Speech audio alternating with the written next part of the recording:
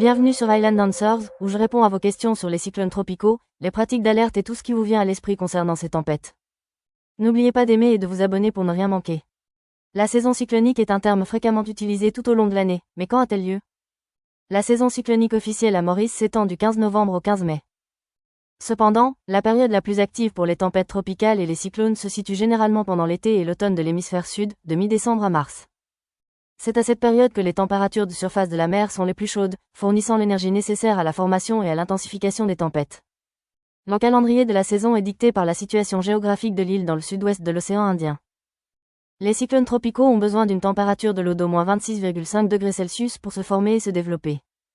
La fin de la saison, à la mi-mai, correspond à une baisse des températures de surface de la mer et à une augmentation du cisaillement du vent atmosphérique, ce qui rend le développement des tempêtes plus difficile.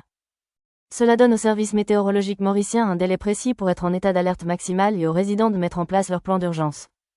Il est toutefois important de noter que, bien que la saison cyclonique ait ses dates bien définies, des systèmes tropicaux peuvent se former avant et après la saison.